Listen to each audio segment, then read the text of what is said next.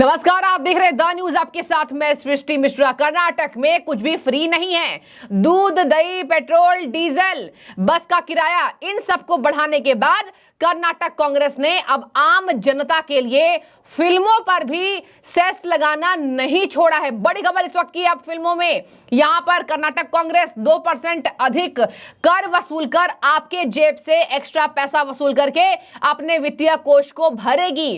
कर्नाटक कांग्रेस का यही चेहरा है और यह खास खबर मैं कर्नाटक की जनता के लिए ही नहीं, पूरे देश की जनता के लिए बता रही हूं, ताकि यह समझ में आए कि कर्नाटक कांग्रेस अब कोई कोर कसर जनता के बोझ को बढ़ाने में नहीं छोड़ रही है और बेशर्मी से हर कुछ के दाम बढ़ाए जा रहे हैं। क्या ये वही कांग्रेस पार्टी है जो राहुल गांधी ने अभी झंडा गाड़ा था लोकसभा चुनाव में कि सब कुछ महंगा हो गया, हम इतने सरकारी नौकरियां देंगे, हम फ्री करेंगे चीजों को। प्रियंका गांधी वाड्रा ने हर रैली में बोला कि प्रधानमंत्री ने हर कुछ के लिए महंगाई बढ़ा दी है, लेकिन हम आएंगे, कांग्रेस पार्टी आएगी सत्ता में तो हम सब कुछ पर आपको कुछ छूट देंगे जिससे आम जनता के बोझ को कम किया जा सके। चलिए आते हैं कर्नाटक कांग्रेस पर। दर्शकों, इन्होंने कोई कोर कसर नहीं छोड़ी है और कर्नाटक की जनता ये आंख खोलकर देख ले कि आपके साथ कितना छल प्रपंच किया जा रहा है। एक तरफ से दिया जा रहा है और एक तरफ से लिया जा रहा है, और ये इसलिए हो रहा है ताकि आम जनता की आंखों पर कर्नाटक कांग्रेस पट्टी बांध सके। शहजाद पूनावाला राष्ट्रीय प्रवक्ता बीजेपी के, उन्होंने तंज कसा है कि अब कुछ तो छोड़ दो प्रभु। कर्नाटक कांग्रेस ने मूवी और ओटीटी पर भी फिल्मों देखने पर यहां पर टैक्स बढ़ा दिया। बता दें आपको 19 जुलाई को यह हुआ है जहां कर्नाटक सिने और सांस्कृतिक कार्यकर्ता कल्याण विधेयक 2024 राज्य विधानसभा में पेश किया गया। इसी के बाबत ये पता चली है कि इस विधेयक में राज्य में सिने और सांस्कृतिक कार्यकर्ताओं को लाभ पहुंचाने के लिए कर्नाटक सरकार द्वारा कर्नाटक सिने और सांस्कृतिक कार्यकर्ता सामाजिक सुरक्षा कल्याण कोष नाम का एक कोष स्थापित करने का प्रस्ताव किया गया है। मतलब कि अब आम जनता से वसूल करके जो कार्यकर्ता है सिने सांस्कृतिक कार्यक्रम में जो भाग लेते हैं उनके वित्तीय कोष को भरा जाएगा। और ये कर्नाटक कांग्रेस ने केवल अपने पैसे बचाने के लिए किए हैं। आप समझिए, यहां पर गवर्नमेंट का इससे सीधा ताल्लुक होता है। कर्नाटक सरकार कथित तौर पर अब अपने राज्य में फिल्मों पर सांस्कृतिक कलाकारों का समर्थन करने के लिए मूवी टिकट और ओटीटी सदस्यता शुल्क 2% उस पर उपकर लगाने के प्रस्ताव पर विचार कर रही है। 2% टैक्स उस पर लगेगा। यानी कि अगर आप घर बैठे ओटीटी पर कुछ देख रहे हैं, अगर आप अपने वीकेंड्स पर जब आपके मनोरंजन के लिए समय आप निकालते हैं, और यह खास तौर पर कर्नाटक की जनता और स्टूडेंट्स के लिए ज्यादा हानिकारक है, क्योंकि देखिए सबसे ज्यादा मूवी कौन देखता है? सबसे ज्यादा मूवी जो देखते हैं वो स्टूडेंट्स देखते हैं और काम करने वाले लोग देखते हैं जो सैटरडे संडे फ्री होते हैं। आप सोचिए, आपको 2% का टैक्स देना पड़ेगा और सभी के लिए यह है हालांकि, लेकिन कर्नाटक कांग्रेस ने कोई कोर कसर नहीं छोड़ी है। आगे सुनिए जरा, यहां पर कहा जा रहा है कि विधानसभा में पेश भी कर दिया गया इस विधेयक को। इस विधेयक में राज्य में सिने और सांस्कृतिक कार्यकर्ताओं को लाभ पहुंचाने के लिए यह स्थापित किया गया है। सिद्धरामैया एक वर्ड नहीं बोल रहे हैं। Already petrol, diesel, stamp duty, milk, everything rise in. So once again they started to put the taxes of cinema theaters, OTT, something. Means this government is become pauper government. So there is no money. So they That's are why generating money. generating. Yes, they are generating the money. Already they are started. Now they started in OTT.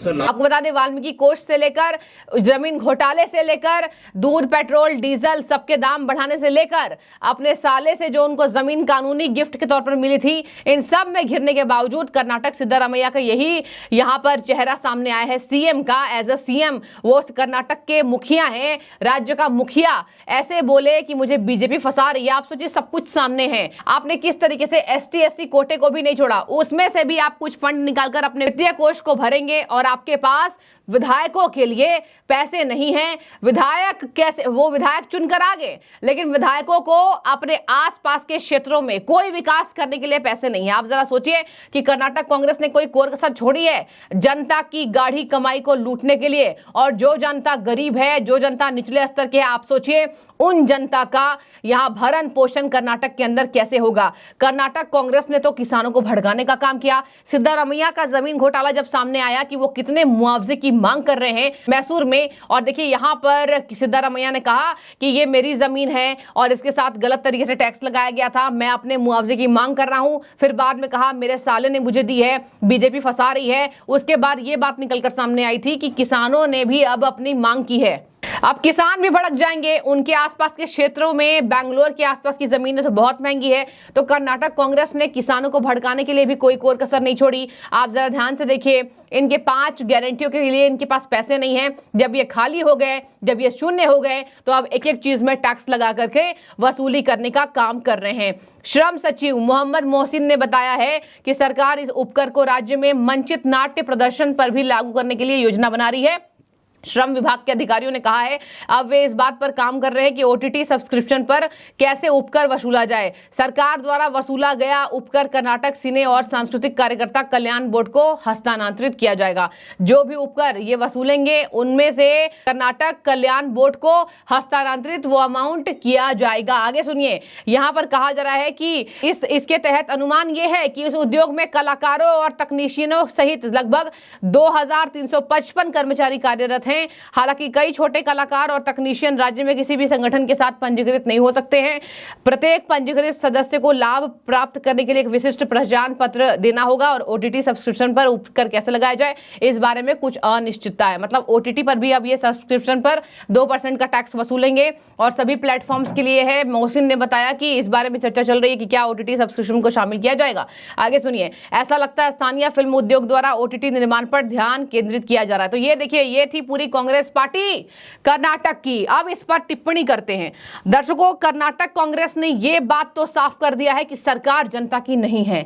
सरकार जनता की होती तो आप जनता के लिए सहूलियत लाते। आज राहुल गांधी, मल्लिकार्जुन खड़गे, सोनिया गांधी, जयराम रमेश, इसके साथ बड़े बड़े दिग्गज नेता इनके जो टीवी डिबेट्स में एंकरों को बॉयकॉट कर रहे हैं, क्या ये बताएंगे कि कर्नाटक का पैसा पूरा कहां गया? और आपके पास अगर पैसे नहीं थे तो आपने 5 गारंटियों को देने की बात क्यों कही थी? चावल फ्री देंगे, युवाओं को पैसा देंगे, महिलाओं को देंगे, युवाओं को पैसा देंगे, इसके साथ महिलाओं को हम हर महीने पैसे देंगे, बसों में सुविधा फ्री करेंगे। बसों में सुविधा क्या फ्री की? बस में ही आप देखिए कि ऐसी तस्वीरें आती थी, किस तरीके से बसों में लड़ाई झगड़े होते थे। और ये कर्नाटक कांग्रेस ने सॉल्व आउट करने की कभी कोशिश नहीं की। सिद्धारमैया ने साफ तौर पर कहा। और देखिए, प्रियांक खड़गे, मल्लिकार्जुन खड़गे के बेटे, वो तो अलग ही सुर में रहते हैं। उन्होंने कहा है कि बीजेपी कुछ भी कर ले, कर्नाटक में हम नहीं जाने वाले हैं। और कर्नाटक कांग्रेस जो है वो लगातार जीतकर सत्ता हासिल करती रहेगी, क्योंकि हम जनता के लिए है। क्या ये जनता के लिए है? आपने सिलेबस तो चेंज कर दिया, आपने बीजेपी के बनाए गए कानून को बदल दिया, लेकिन क्या आपने जनता के मिजाज को बदलने की कोशिश की? जनता ने मिजाज बदलकर आपको वोट किया था, लेकिन आपने जनता के ही यहां पर इमोशंस के साथ, उनकी भावना के साथ छल प्रपंच किया और कर्नाटक कांग्रेस ने जनता का आम बोझ बढ़ाकर रख दिया है। अब एक बात और सुनते जाइए, आम जनता से जब मीडिया जा रही है बातचीत करने, यही कहा जा रहा है कि इस बार कर्नाटक कांग्रेस को सत्ता हासिल करना मुश्किल होगा, क्योंकि इन्होंने ना चावल फ्री दिया, इनके पास हर बात के लिए केंद्र सरकार पर ठिकरा फोड़ने के अलावा कुछ भी नहीं है। तो अब मूवी पर भी 2% टैक्स, ओटीटी सब्सक्रिप्शन पर भी 2% टैक्स। और ये कलाकारों के वित्तीय कोष भरने के लिए ऐसा कर्नाटक कांग्रेस कर रही है, जबकि काम इनका था। आप अपनी राय रखिए। अब शहजाद पूनावाला के बातों से कितने सहमत है, जरूर। बहुत शुक्रिया आपका।